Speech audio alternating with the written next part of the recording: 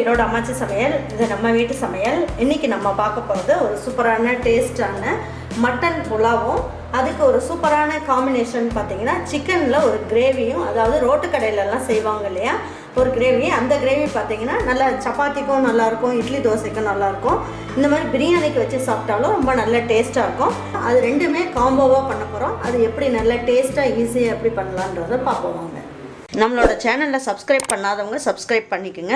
சமையல் குறிப்புக்கள்லாம் உடனே உங்களுக்கு வேணும்னு நினச்சிங்கன்னா பக்கத்தில் இருக்க பெல் பட்டனை அழுத்தி வச்சுக்கோங்க. அப்படியே ஃபேஸ்புக், இன்ஸ்டாகிராம், ஷேர் சேட்டை ஃபாலோ பண்ண மறந்துடாதீங்க. இன்றைக்கி நான் 3/4 கிலோ அளவுக்கு அரிசிக்கு 1.25 கிலோ அளவுக்கு மட்டன் வாங்கி வச்சுருக்கேன். ஏன்னா அரிசியோட மட்டன் வந்து ஜாஸ்தியாக இருந்தது அப்படின்னா நல்லா டேஸ்ட்டாக இருக்கும். பாருங்கள், மட்டன் நல்லா கழுவி கொஞ்சம் பெரிய பெரிய பீஸாக போட்டு வாங்கிட்டு வந்து வச்சுருக்கோம். இப்போ இதை வந்து ஒரு விசில் வச்சு எடுத்துடலாம். எடுத்துகிட்டு நம்ம செஞ்சோம் அப்படின்னா புலாவ் வந்து ஈஸியாக செஞ்சிடலாம். இப்போ மட்டன் வேக வைக்கிறதுக்கு நான் என்ன பண்ணியிருக்கேன், இன்றைக்கி வந்து இந்த ஒரே ஒரு கப்பில் தான் நான் வந்து அரிசி எடுத்தேன். அது 3/4 கிலோ அளவுக்கு இருந்தது. அதனால் இந்த மட்டன் வேக வைக்கிறதுக்கு ஒரு 1/4 கப் அளவுக்கு தண்ணி எடுத்துக்கலாம். 1/4 கப் அளவுக்கு தண்ணி ஊற்றிக்கலாம். இந்த அளவுக்கு இருந்தால் போதும், அதாவது மட்டன் முழுகிற அளவுக்கு இருந்தால் போதும். இந்த மட்டனுக்கு தேவையான அளவுக்கு உப்பை போட்டுடலாம். அப்போ தான் வந்து மட்டனுக்குள்ளெல்லாம் வந்து நல்லா உப்பெல்லாம் பிடிச்சிருக்கும். அதனால் இந்த அளவுக்கு உப்பு போட்டுக்கோங்க. மட்டனில் கவுச்சி ஸ்மெல் எதுவும் இருக்கக்கூடாது. அதுக்காக நம்ம ஒரு பிஞ்ச் அளவுக்கு மஞ்சள் தூள் மட்டும் போட்டுக்குவோம்.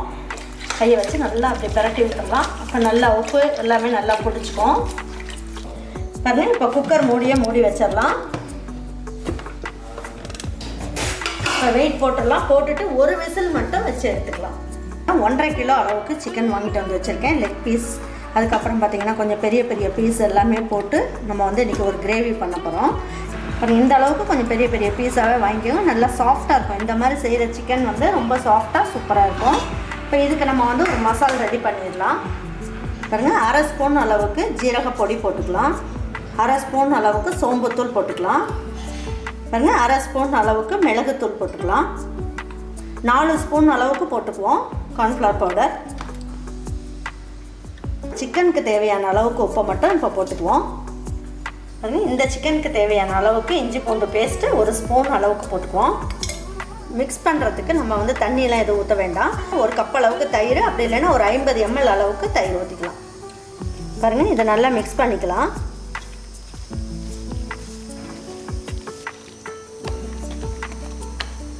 இந்த அளவுக்கு மிக்ஸ் பண்ணிவிட்டு சிக்கன்லாம் எடுத்து இதில் போட்டுக்கலாம்.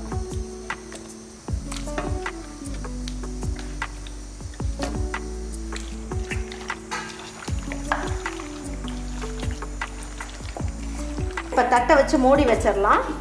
இப்போ ஒரு 20 நிமிஷம் அது நல்லா ஊறிக்கிட்டு இருக்கட்டும். எண்ணெய் வந்து காஞ்சிக்கிட்டு இருக்கு.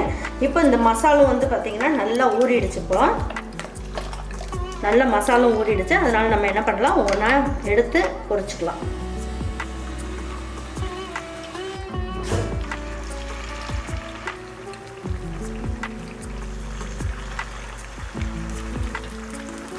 இப்போ பெரட்டி விடலாம். ஒரு பக்கம் வந்து வேக ஆரம்பிச்சிருச்சு.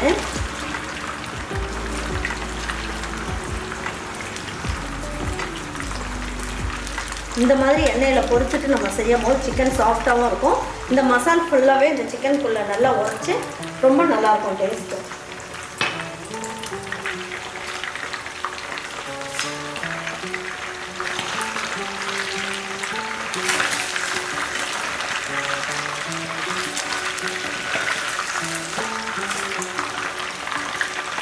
இது வந்து நல்லா வந்து மொறுமொறுன்னு பொரியணும்னு அவசியம் இல்லை. கொஞ்சம் சாஃப்டாக இது நல்லா வெந்தால் மட்டும் போதும். பார்த்தீங்கன்னா சிக்கன் வந்து இந்த அளவுக்கு நல்லா பொரிஞ்சால் போதும். ரொம்ப நேரம் வந்து பொரியணும்னு அவசியம் கிடையாது. பொரிஞ்சதுன்னா ரொம்ப ஹார்டான மாதிரி ஆயிடும்.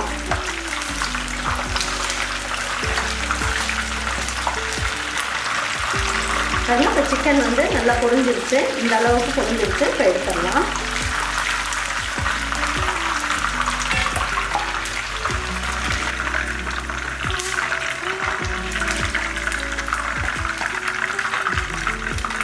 இந்த அளவுக்கு சிக்கன் எல்லா சிக்கனையும் பொரிச்சு எடுத்துக்கலாம். ஒரு பக்கம் நம்ம சிக்கன் பொரிச்சு எடுத்துக்கலாம். இன்னொரு பக்கம் இந்த மட்டன் புலாவ் வந்து எப்படி தாளிக்கலாங்கிறத பார்ப்போம். பாருங்கள், இந்த புலாவ் செய்யறதுக்கு நம்ம என்ன பண்ணலான்னு பாருங்கள். இந்த மாதிரி புளிக்கரண்டியில் 2 கரண்டி அளவுக்கு தேங்காய் எண்ணெய் ஊற்றிக்கலாம். தேங்காய் எண்ணெய் ஊற்றிட்டோம் அப்படின்னா புலாவ் வந்து நல்ல அட்டகாசமான சுவையில் இருக்கும். இப்போ இதே கரண்டியில் ஒரு கரண்டி அளவுக்கு நெய் ஊற்றிக்கலாம். நம்ம இந்த தேங்காய் எண்ணெய் கூட சேர்த்து செய்கிறதுனால நமக்கு என்னென்னா தேங்காய் பால் கம்மியாக ஊற்றினா கூட போதும். இந்த புலாவ் வந்து நல்ல டேஸ்ட்டாக இருக்கும். மட்டன் புலாவ் அதாவது ஒரு 1/4 கிலோவுக்கு ஒரு பட்டை வச்சுக்கோங்க. நான் 3 பட்டை எடுத்திருக்கேன். 6 ஏலக்காய் எடுத்திருக்கேன். அன்னாச்சி மொக்கு 1 போட்டுக்குவோம். அது மாதிரி ஒரு 8 கிராம்பு எடுத்துக்குவோம். இதுலேயே என்ன பண்ணுவோம், ஒரு 6 முந்திரி பருப்பை நான் என்ன 2 கட் பண்ணி எடுத்து வச்சுருக்கேன். அதையும் போட்டுக்கலாம். இதில் ஒரே ஒரு பிரியாணி இலை போட்டுக்கலாம்.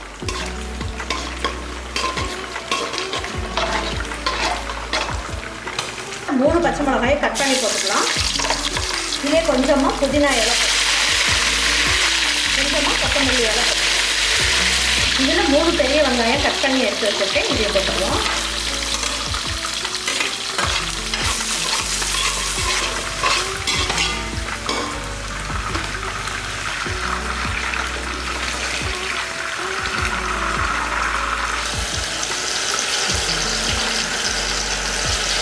இந்த அரிசிக்கு தேவையான அளவுக்கு உப்பை இந்த ஸ்டேஜில் போட்டுக்கலாம்.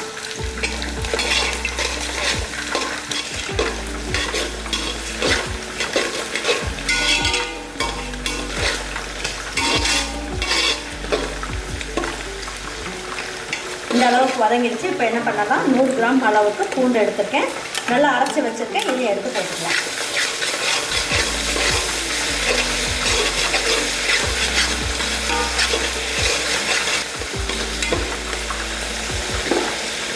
இது 75 கிராம் அளவுக்கு இஞ்சி பேஸ்ட் அரைச்சி வச்சுருக்கேன். அதையும் போட்டுக்கலாம்.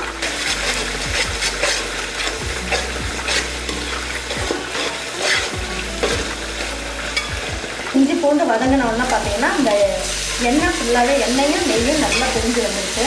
100 கிராம் அளவுக்கு சின்ன வெங்காயம் 4 பச்சை மிளகாயை போட்டு நல்லா நெய்ஸாக அரைச்சி வச்சுருக்கேன். இதையும் போட்டுக்கலாம்.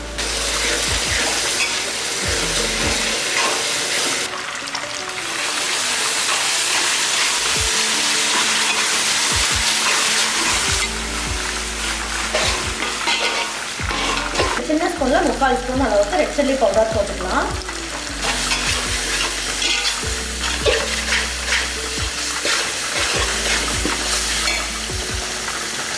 அதே இந்த புலாவுக்கு நான் என்ன பண்ணியிருக்கேன், சின்ன தக்காளியாக 2 தக்காளி மட்டும் எடுத்துருக்கேன். அதை எடுத்து இதில் போட்டுடலாம்.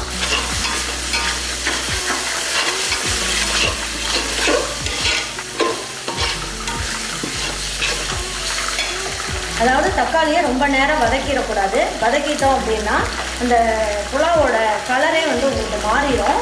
அதனால் கம்மியாகவும் போட்டுக்கலாம், ரொம்ப நேரம் வதக்கவும் வேண்டாம். சரி, இதில் ஒரு பிஞ்ச் அளவுக்கு நம்ம என்ன பண்ணலாம், சோம்பு தூள் போட்டுக்கலாம். இந்த புலாவ் வந்து நல்லா வாசனையாக சூப்பராக இருக்கும். போட்டு நல்லா ஒரு வதக்கிடலாம். இப்போ நம்ம என்ன பண்ணலாம் அப்படின்னு பார்த்தீங்கன்னா, வேக வச்சுருக்க மட்டன் எடுத்து இதில் போட்டுடலாம். பாருங்கள், மட்டன் எல்லாமே நல்லா வெந்துருச்சு.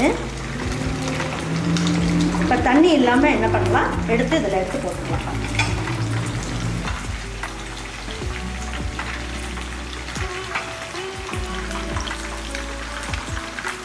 இப்போ மட்டன் போட்டதுக்கப்புறம் இதை நல்லா ஒரு கரட்டு வச்சுக்கலாம்.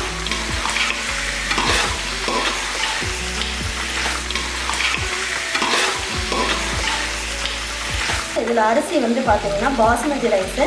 இதில் 1 கப் அளவுக்கு எடுத்தேன். அதில் தேங்காய் பால் வந்து நான் வந்து ஒரு 1/4 கப் அளவுக்கு எடுத்து வச்சேன். அதாவது அரை மூடி தேங்காயில் நான் பால் எடுத்து வச்சுருக்கேன். இப்போ நம்ம மட்டன் வேக வச்சோம் இல்லைங்களா, அந்த தண்ணியும் இதில் ஊற்றிக்கலாம்.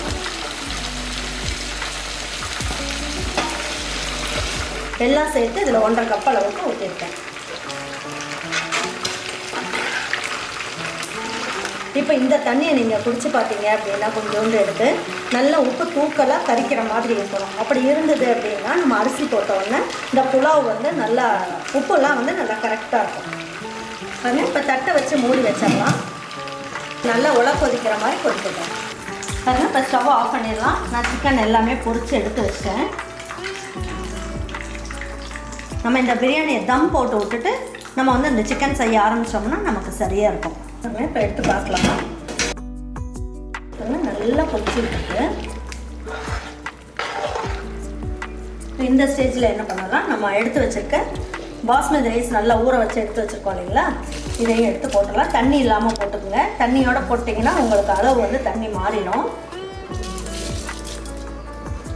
நல்ல ஒரு பெரட்டு மட்டும் பெரட்டி விட்டுடலாம். ரொம்ப நேரம்லாம் பெரட்டணும்னு அவசியம் இல்லை.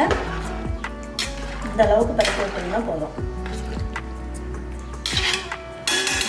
இப்போ என்ன பண்ணலாம், நம்ம எடுத்து வச்சிருக்க புதினா கொத்தமல்லியை எடுத்து இதில் போட்டுடலாம். இது ஒரு 5 நிமிஷத்துக்கு ஹை ஃப்ளேமில் இருக்கட்டும். இப்போ பக்கத்து ஸ்டவ்வில் எடுத்து வச்சிடலாம்.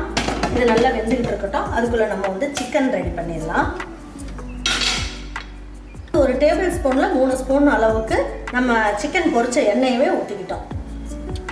இதில் 2 ஏலக்காய் போட்டுக்கோங்க. ஒரு 1/4 ஸ்பூன் அளவுக்கு சோம்பு, ஒரே ஒரு பட்டை, 2 கிராம்பு, இதில் ஒரு 6 இலை மட்டும் புதினா இலை போட்டுக்கலாம். கருவேப்பிலை 2 எடுத்து போட்டுக்கலாம். மல்லி இலை கொஞ்சமாக போட்டுக்கலாம்.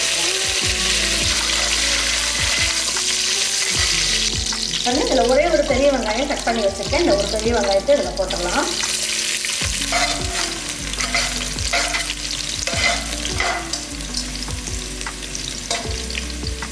பாருங்கள், இந்த கிரேவிக்கு நம்ம ஏற்கனவே சிக்கன் வந்து பொரிக்கிறதுக்கு நம்ம நல்லா உப்பெல்லாம் போட்டு நல்லா பரட்டி தான் வச்சுருக்கோம். அதனால கொஞ்சமாக போட்டுக்கலாம். கிரேவிக்கு தேவையான அளவுக்கு மட்டும் போட்டுக்கணும், இல்லைன்னா உப்பு ஜாஸ்தி ஆகிடும்.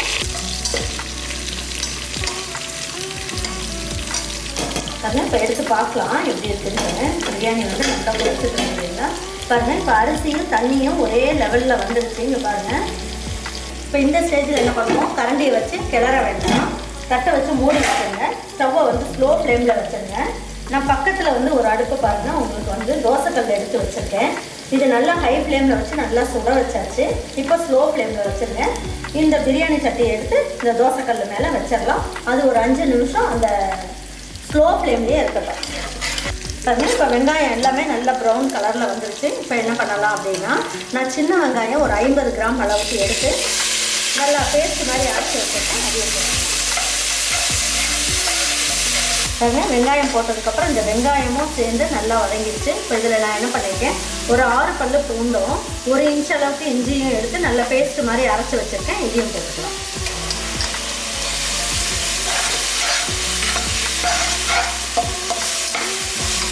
இதில் 2 தக்காளி நான் வந்து எடுத்து நல்லா பேஸ்ட் மாதிரி அரைச்சி வச்சுருக்கேன். இதையும் எடுத்து இதில் ஊற்றிடலாம்.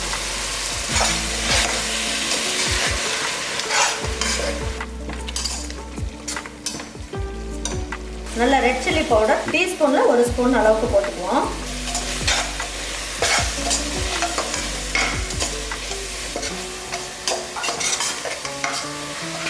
இந்த கிரேவிக்கு நான் என்ன பண்ணியிருக்கேன் அப்படின்னு பார்த்தீங்கன்னா, ஒரு கைப்பிடி அளவுக்கு தேங்காய் துருவல், அதாவது ஒரு 1/4 மூடி அளவுக்கு தேங்காய் துருவல் எடுத்துக்கோங்க. அதுக்கப்புறமா ஒரு 1/4 ஸ்பூன் அளவுக்கு சோம்பு, ஒரே ஒரு ஏலக்காய். பாருங்கள், ஒரு 5 முந்திரி பருப்பு எடுத்துருக்கேன். இதையும் இதில் போட்டு நல்லா பல்ஸில் போட்டு கொஞ்சமாக தண்ணி ஊற்றி நல்லா நைஸாக அரைச்சி எடுத்து வச்சுக்கலாம். இந்த அளவுக்கு நல்லா தக்காளி வெங்காயம் எல்லாமே நல்லா வதங்கிடுச்சு. இந்த ரெட் சில்லி பவுடர் போட்டதுக்கப்புறம் நல்லா வதக்கியாச்சு. இப்போ நம்ம எடுத்து வச்சுருக்க சிக்கன் நல்லா பொரிச்சு வச்சுருக்கோம் இல்லைங்களா, அந்த சிக்கன் எல்லாமே எடுத்து இதில் போட்டுக்கலாம்.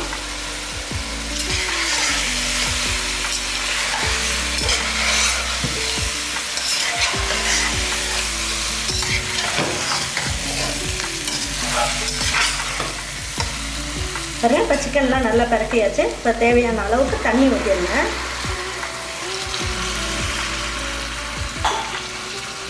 இந்த அளவுக்கு தண்ணி இருந்தால் போதும். எல்லாம் ஒன்றா சேர்ந்து இந்த மசாலாவோட நல்லா வேகட்டும்.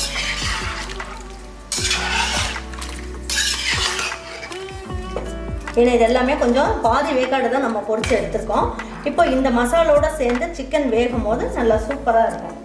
தண்ணி இப்போ தட்டை வச்சு மூடி வச்சிடலாம். உப்பு காரம் எல்லாம் ஒன்றா பிடிச்சி ஒரு 5 நிமிஷம் நல்லா வேகட்டும். பாருங்கள், இப்போ எடுத்து பார்க்கலாம். சிக்கன்லாம் பாருங்கள் நல்லா வெந்துக்கிட்டு இருக்கு. நல்லா ஒரு பெரட்டு விட்டுடலாம்.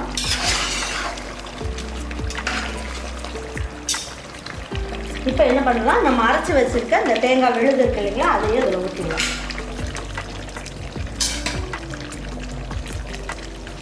இதுலேயே கொஞ்சமாக தண்ணி ஊற்றி இதில் ஊற்றிடுவோம்.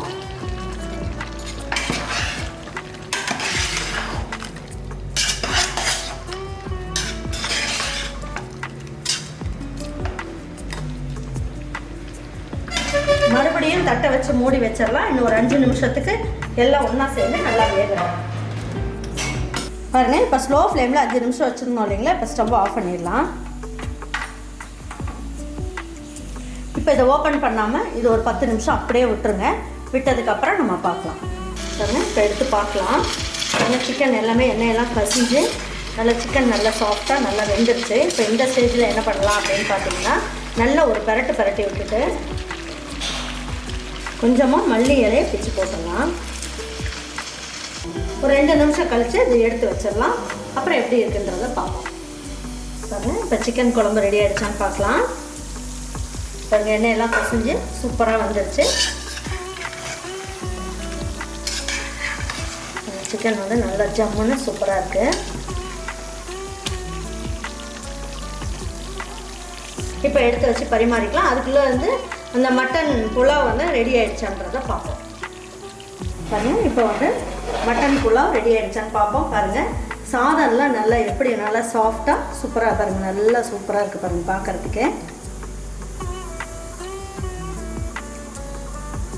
நல்லா நீளமாக ரொம்ப நல்லா வந்திருக்கு பாருங்கள். இந்த மாதிரி செய்யும் போது அடியும் பிடிக்காது, நல்லா சாஃப்டாக நல்லா உதிரியாக இருக்கும். நல்லா ஜம்முன்னு புலாவ் வந்து நல்லா அட்டகாசமாக ரெடி ஆகிடுச்சு. இப்போ எடுத்து வச்சு பரிமாறிக்கலாம். சூப்பரான சிக்கன் கிரேவியும் தேங்காய் பால் போட்டு நல்ல ஒரு மட்டன் புலாவ் நல்ல ஜம்முன்னு நல்ல அருமையான டேஸ்ட்டில் சூப்பராக பண்ணியிருக்கோம். இதே மாதிரி ஒரு புலாவும் சிக்கன் கிரேவியும் உங்கள் வீட்டில் இருக்க பிள்ளைங்களுக்கெல்லாம் செஞ்சு கொடுத்துட்டு அவங்களுக்கெல்லாம் பிடிச்சிருந்ததுன்னா லைக் பண்ணுங்கள், ஷேர் பண்ணுங்கள், சப்ஸ்கிரைப் பண்ணுங்கள், மறந்துடாமல் கமெண்ட்ஸ் பண்ணுங்கள். தேங்க்யூ ஃபார் வாட்சிங். இதோட அம்மா சமையல். தேங்க்யூ.